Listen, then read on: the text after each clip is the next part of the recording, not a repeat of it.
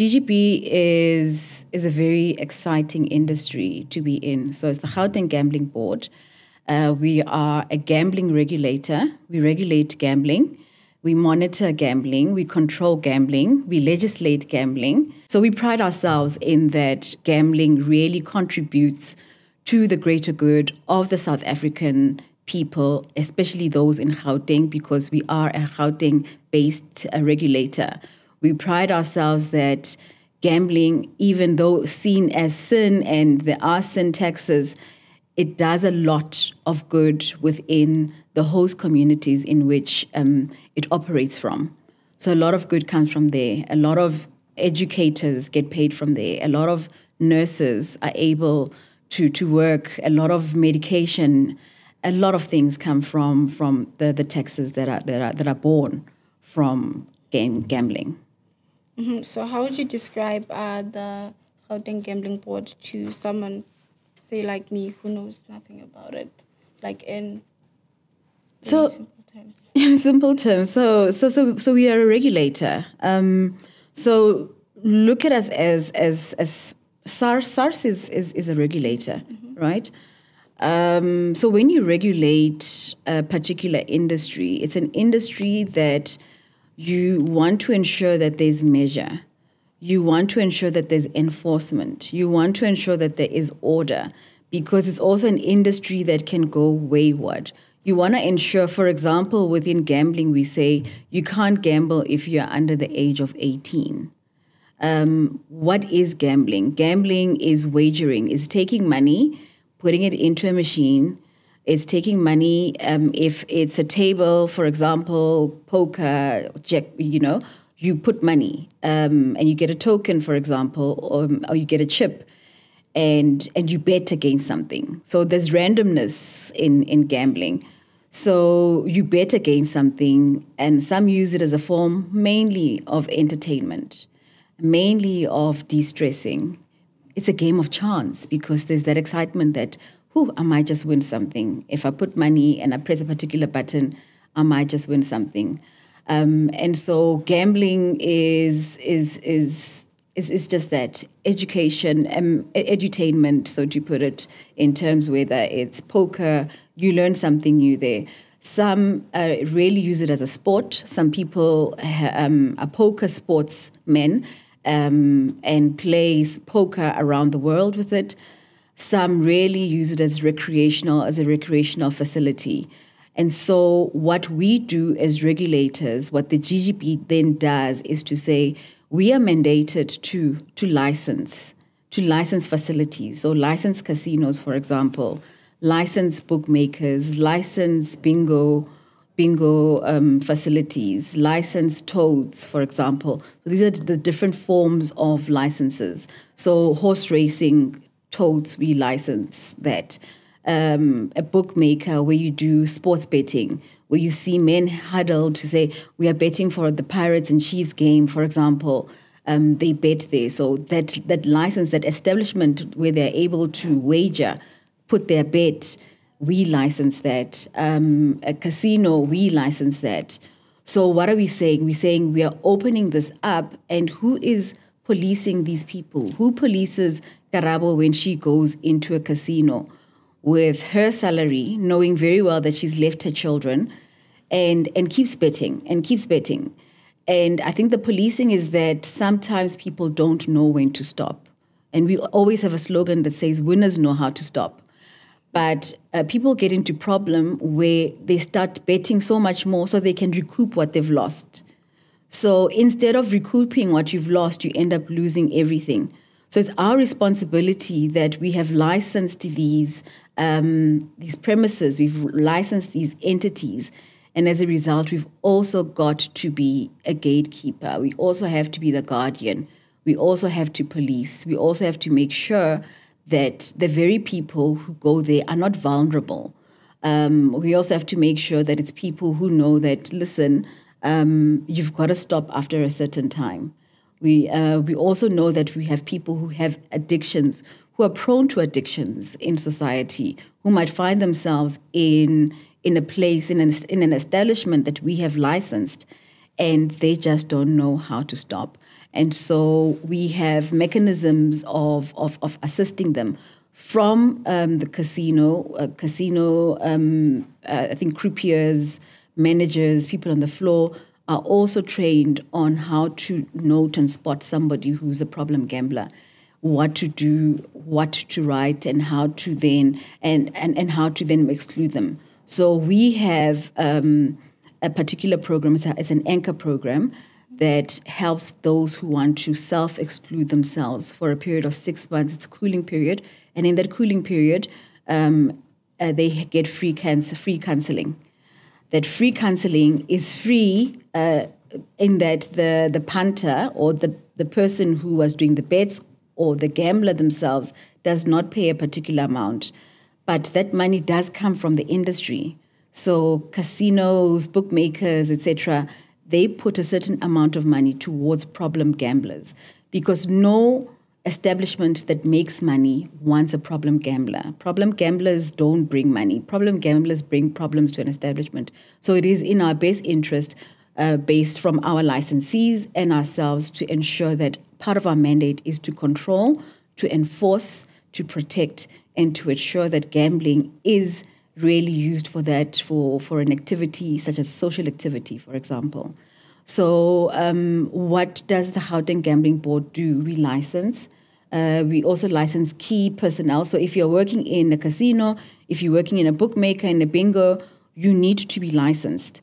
So we vet you. We vet to say, are you a fit and proper person? Do you not have prior convictions that are going to make you to be unfit? We want safe people to be working in particular areas, especially when you're dealing with money, when you're dealing with people, when you're dealing with people who can be vulnerable as well. So we license those. We license premises. We regulate. We ensure that compliance is done. So we are always there auditing their books, ensuring that the right amount of taxes come to the Gauteng Gambling Board, for example, and then as a conduit go to Fiscus, to our Gauteng Treasury Department. So in short, that's what we do as a regulator. That's who we are as a regulator, and do a whole lot of more in terms of our social benefits, what we do in terms of our CSI, in terms of developing the host communities, in terms of ensuring that some schools are assisted, from tennis courts to sports facilities to gardening facilities. We do that from a particular fund that we have that comes from our licensees. Our licensees themselves also embark on taking on CSI responsibilities, sports developing facilities, helping in terms of developing schools where there's cracks. We work as a community with government to ensure that the host communities are also assisted from a social network, from a social development, from a social assistance where possible. I understand. I noted you mentioned institutions where you help people, where you help identify people with a gambling problem. And I'm not sure if you mentioned this, but I would just like to ask again if you did mention it. Do you also regulate online betting, things like Betway, your Superbet, and... Yes, we do. And I'm so glad that you've asked about that. So our legislation, we have slept on ourselves. So if you look at the fifth administration and part of the sixth administration of the Gauteng Gambling Board, is an administration that didn't make an effort to clean up our legislation, to get our legislation up to where it should be, where we are able to have online sports betting, where we are able to automate, where we are able to then have geolocators, interceptors of illegal online sports betting, where we are able to stop, where we are able to ensure that when you're based in Gauteng and you are betting from Gauteng, but you are giving money to another province, that is a challenge because we're losing out on the fiscus. So if you look at the 2022-2023, I think economy in gambling, there's about 851 billion that was wagered by punters nationally in South Africa. And of that 851 billion, 50% of that was sports betting, was within the bookmaker space.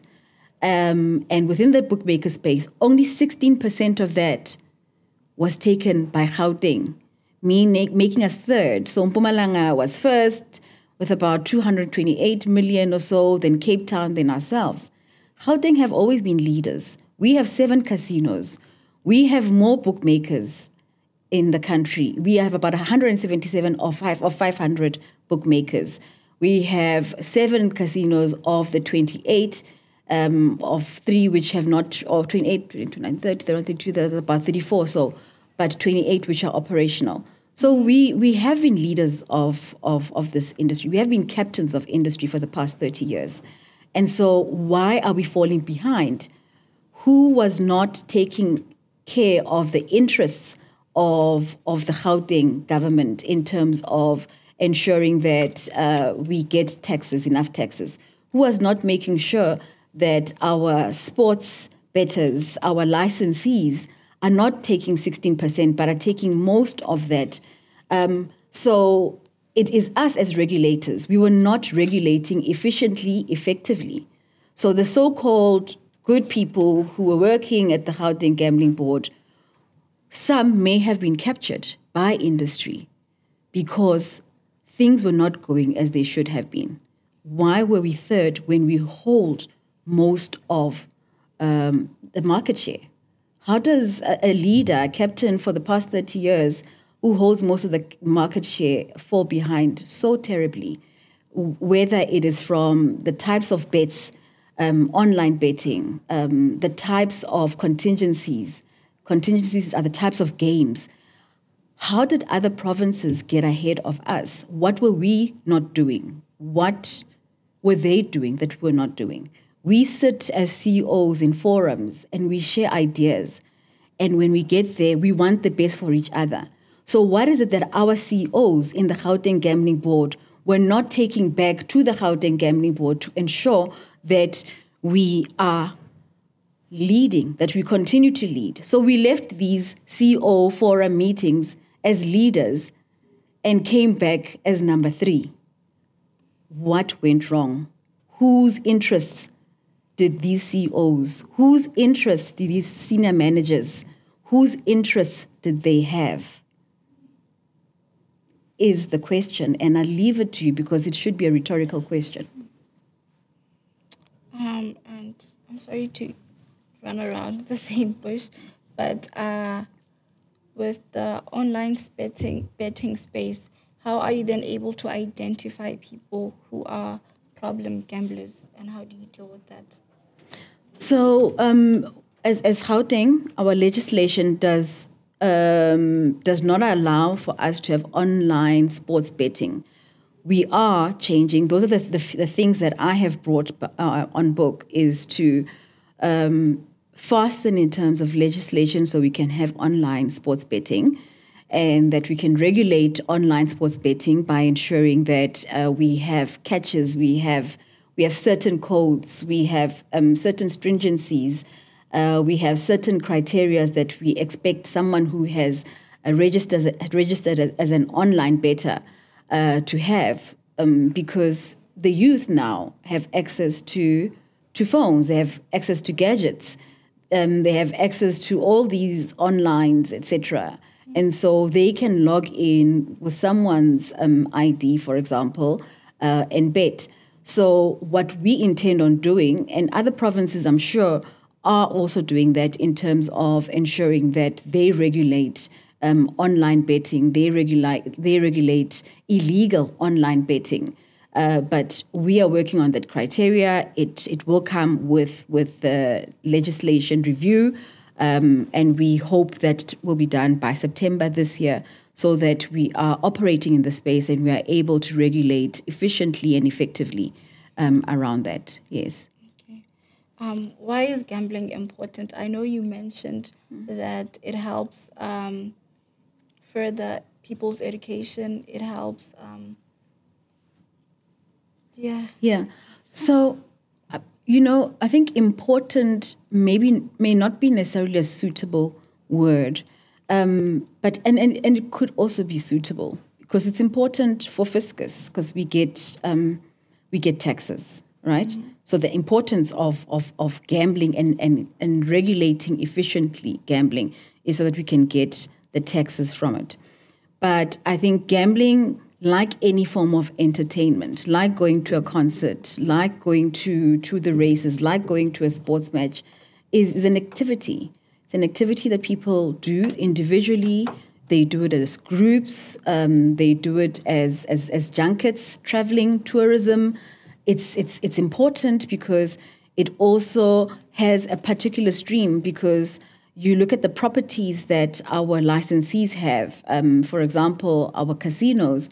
People come there and decide we are going to gamble for the weekend. And as a result, what happens? They eat at the restaurants there, promoting employment, promoting the entrepreneurial space that they're eating in. So there's money that's left there. They then stay at the hotel that now also creates job opportunities, employment. There's money within the hotel sector.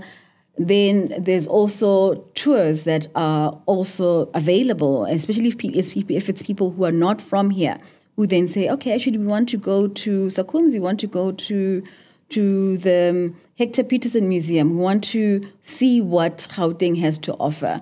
So there's so many income streams within this layer, and the importance, possibly you're correct by asking it as in hindsight to say, I'm coming back to say, actually, importance is the word because it hones in on so many streams of economy, of jobs, of entrepreneurship, of possibilities, and gambling just as an activity, as a form of activity. What is the current state of the gambling board? I'd like to think you already answered this. I'd like to answer it some more. Mm-hmm. I mean, the current state of the Gauteng Gambling Board is it has a going concern. Its governance are all in place. So we've got the ARC, our Audit and Risk Committee, which is in place. We have 12 board members legislatively who comply with what is required and in terms of their qualifications and what they can give. We have the various subcommittees that regulate, that keep management, that keep everyone who works at the gambling board accountable to say, what are we doing about everything that we say we ought to do within the mandate? The Gauteng Gambling Board is in black and white. It's all in the Act. It's all in the rules. It's all in the regulations. And so it's easy to say, Karabo, have you done as per Section 12? Have you done as per Section 38, et cetera, et cetera?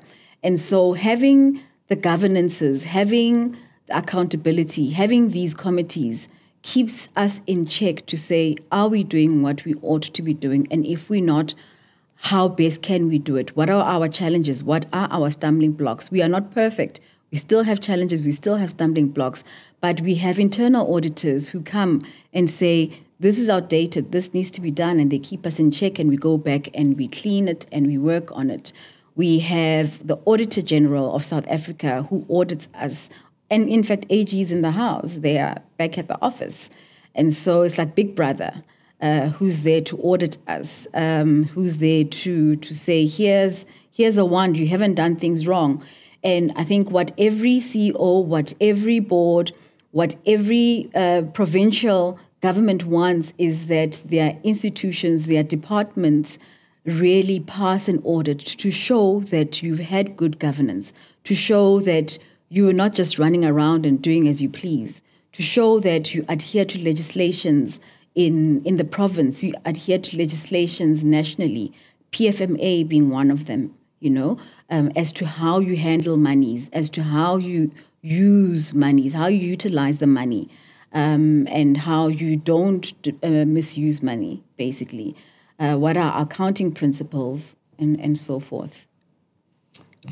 What problems do you come across in the gambling industry? I think, from the people that actually gamble to regulating, and to the people that are not regulating the way they're supposed to? The biggest problem is illegal gambling, is illegal gambling facilities that mushroom from time to time, and they use computers such as this. So if there's a tip-off that police are coming, this screen just becomes a Google page screen, and they say they're running an internet cafe. And so sometimes it is very difficult to stamp down on illegal gambling. We close down over 400 illegal gambling facilities annually. But the next year, again, we've got another 400 plus. So you would think that if you are closing down 400, next year all you'll close down is 200. But they just get smarter and smarter. I think what worries us and what keeps us awake at night is the fact that some people don't know that they're gambling in an illegal establishment, an illegal establishment. So you have our mothers, our fathers, our sisters who unassumingly walk into a place to gamble, but it's not a fit and proper licensed place. Where there are no signs, and some people will have a baby on their back, where there are no signs saying no children under the age of 18. And no one is going to stop that lady with the baby on the back, or with a 4-year-old standing here waiting for mom or dad to finish gambling. And those are the things that really keep us awake at night. We do have tip-offs. We do have a dedicated department that works on looking and investigating. They go covert and go into places and pretend to be gamblers themselves, but they're actually witnessing that this is an illegal operation. We work with the police force, and we syndicate together. And I must say that working together, that net joint unit that we have, when we are then going to arrest, or when we are going to confiscate, when we are going to stop that particular facility, we work with the police, because we don't have peace officers, and our legislation does not allow us as yet to have those peace officers. It is something that we're working on. But however, that's what we do.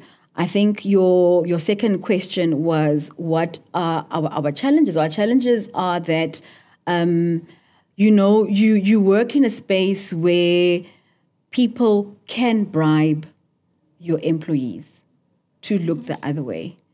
And it's very, very difficult. And it's something that you don't get to know unless your colleagues, unless your employees then say, something is wrong there, we got a bribe and something is not right. You work in an environment where people have worked at the Gauteng Gambling Board for 25 years and have become friends with the very people. So, friend, please fix this. I'll be back next week. I didn't see this. So meaning correct it before, but and just that familiarity that it's okay, I might not comply because my friend is the one that is coming to audit, that is coming to audit this place. So if there's something that's wrong, we'll be able to clean it up, or they'll be able to look the other way. And that has been the challenge coming through at the gambling board. And that's why we've had a number of people that have been suspended, is that we have noticed that there has been some truancy. There has been a breach in certain compliance and auditing processes. People have been charged. There are real charges. There's real evidence in terms of what has gone wrong in terms of the measures, whether it was direct or indirect, whether it was deliberate or not deliberate. But I believe that there are punitive measures. There are mistakes that people make. And when you do make a mistake and you own up to it, there will be punitive measures. And any entity that is fit and proper, that works within the LRA, will then say, how big is the mistake? As an accounting authority, as an accounting officer, there's certain mistakes that I cannot make. And there's certain mistakes that I know when I've made them, listen, this is a goodbye. There is a loss of confidence, yeah. How can people identify an illegal gambling spot? Not everyone walks into, let's say, a casino and looks around for certificates. So how can they identify an illegal? So illegal spots are normally small. They're normally dingy. They don't advertise themselves that, listen, we are a gambling facility. So legal facilities want to advertise, want people to know, want people to come. Legal facilities have these guards on the floor who are checking to ensure that people are complying, to ensure that you are not spending more than you should on that machine in terms of time-wise. Legal facilities have signs of, no gambling if you're under the age of 18. They have signs on the machines of responsible gambling. They've got the number and they've got pamphlets of what to do if you're a problem gambler. They have parameters from where the ATM is, how far an ATM should be from the gambling place, for example. So legal facilities do not necessarily loan money. If you're out of money, you're out of money. But illegal facilities, you'd find that there's a mashonisa there who's willing to loan. There's somebody there who says, give me your car keys and it's worth so much, but I'll hold on to it. Give me your ID, I'll hold on to it, etc. So there's many signs that tell you that it's not a kosher place, because legal facilities would not, in the first place, allow for that. But it's difficult for some people to know, because honestly, if you have not been taught that, you just think it's normal, right? So I think and I think another worry that we have is our vulnerable citizens, because we've noted that the pensionable ages, or the pensioners, are pretty vulnerable. They have a lot of time on their hands, and so they spend a lot of time in facilities. And sometimes they get bored from one facility to another, and so they could get to another facility which may not be licensed, and there's drinks. So they get free things when they get to certain facilities that are not legal to keep them coming back. And then also the wagering is less. Give you 1 cent, give you 2 cents, and what, where others would start 45 cents. And I'm not saying legal facilities don't have that, but you'd find that they come down so that people can spend longer, so that your 100 rands takes longer, for example. Yeah. What are the demographics of your loyal customers, or like your customers and your customers holistically? So as a regulator, I would then say the demographics would then be for the licensees. So who would be a patron? Who would then be a punter? What does your punter look like when you go into a licensed premises, for example? We are finding more and more that a middle class, and if you look at the definition of middle class, is anyone who earns between 5,000 and 20,000 rands. You're also finding that the youth are open to it. We find a lot of women gamblers, not problem gamblers. Women gamble more, and this is from a study that we did, 22-23 study that was done. Studies are fluid and they change, and you could find that a 24-25 study will tell you something totally different. You see online the youth are gambling more online than it's easier than to go into a facility for them. So the demographics are really ever changing, and your pensioners, of course, is another demographic that you see on certain days, and they get bussed. They get certain tokens, vouchers that are given to them on certain days, and they know which days, where they have breakfast and then they have 100 rands. There's something called free play, and they indulge and they're there. So the demographics can be wide, but you also see its narrowness when it comes to vulnerable groups, possible vulnerable groups. You also see its narrowness when you see unemployment gaps and wage gaps, because people want to go and increase their wages by going to a facility saying, listen, it is a game of chance, but hey, I'm feeling very lucky today, for example. So that's what we see, and there are trends. There's a lot of research that we do around that, but we see a lot of women who are gambling. We see a lot of pensioners who are gambling as well. I know you mentioned that help is offered to people who are problem gamblers. So are you in partnerships with, say, NGOs, NPOs that help people like that? And is there like a known organization where people can say, I've gotten help from this? And also outside of the GGB, do you perhaps partner with other people, like other independent organizations? Yeah. So we have an MOU with the South African Responsible Gambling Foundation, SAGRAF, and they are basically the epitome or the house that deals with problem gamblers, and they do studies on what problem gambling is. They are an association that really looks into problem gambling. But we have an anchor problem. We have an anchor program ourselves, which is where you enlist yourself outside of gambling, where you basically remove yourself from self-exclusion from gambling for 6 months, a cooling off period, etc. But in that cooling off period, you've got to see a psychologist, a psychiatrist, and see them until they then give you a note that says you've been cleared and you understand the consequences and you're ready to come back into gambling. And so then you come back and you delist yourself from there. One thing that we don't have is a national register. And the National Gambling Board, so you have the 9 gambling boards, right, which are your provincial, your PLAs, right?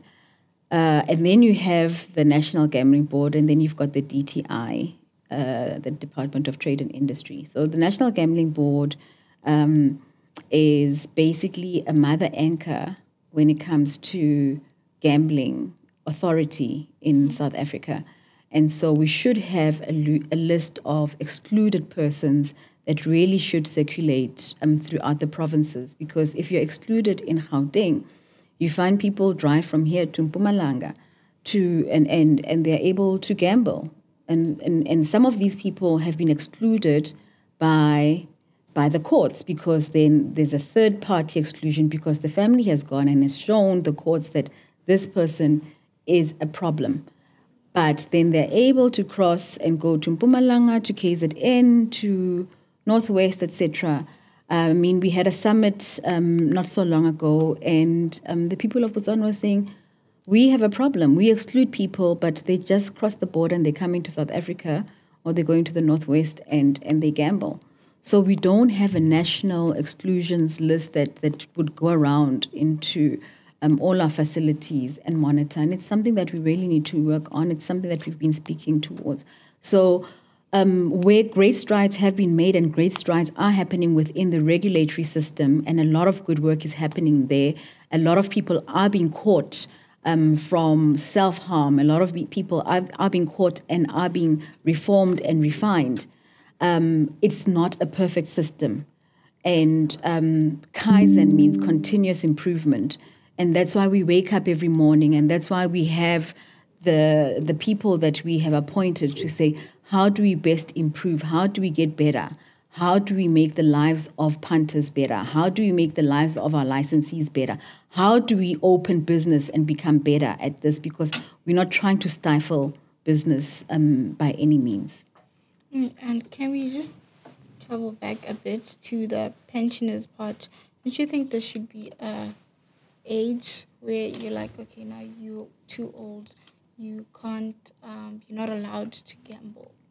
Ageism and sexism are things that the Constitution of South Africa just would not allow us to. We are a creature of statute, and so we are legislated and we do follow legislation. And the Constitution, the Bill of Rights and the rights of people is something that we definitely adhere to. And so I wouldn't want to be ageism or sexism, but I hear where you're going. What we want to say is, when somebody is no longer compos mentis, when somebody is no longer able to make decisions themselves and decisions for themselves, somebody's got to make those decisions. And that's where exclusions, third-party exclusions come in, where families have to stand up and say, my grandmother is of a particular age And I feel that she no longer understands the use of money, no longer knows when to stop, how to gamble. And we don't trust that she can go there and spend so much, you know. But what we do advise within our teaching, so we've got school programs, Hugh from our communications department, we've got a lot of school programs where we teach school children about gambling, about responsible gambling. We also teach them the signs to say, you live with your grandmothers, you live with your mothers, you live with your uncles. This is how you can see that somebody has a problem of gambling. This is the hotline that you call. This is how you can also teach them. This is how you remedy them. This is how you also ring the bell and tell others to say, you know, I get home or I go past the shops and grandmother is always there, for example. So there's also this thing where you budget, where you say, this week you're only having 100 rands and that's what you can use. If and how she gets her hands or he gets his hands on the money is a different story. So I'm just saying that there's ways in which we can still allow our loved ones to exercise in the activities that they like, but help them to budget and stay within budget. So that's catching them. Yeah. What are your thoughts on the Lotto scandal with the... I think... okay, hold on. Can I just ask this? Do you regulate the Lotto? We don't regulate the Lotto. Okay. And then what are your thoughts then on the Lotto scandal with the Lotto people, what is the word that I'm looking for? Being unethical in terms of handling and swindling, I think, the government, because the Lotto belongs to the government, right? Yeah. I think it's quite unfortunate that certain officials make unfortunate and unpopular decisions, unethical decisions. I truly believe that a lot of entities, enterprises have gone through scandals such as this. It's a worldwide phenomena. It is quite unfortunate because taxpayers' money. I mean, with the Lotto, I always say, unlike us in terms of establishments, one goes, got 20 rands into ShopRite, into Checkers, into Pick and Pay to go buy bread for the children. And then sees, yo, jackpot today, 58 million. That 20 rands no longer goes to buy bread. That 20 rands now, I cannot go Lotto because I'm feeling lucky. And they go away with the ticket. And there's no bread that comes back home. So all I'm saying is it's rather unfortunate because a lot of bread has not come home, figuratively and literally. I end.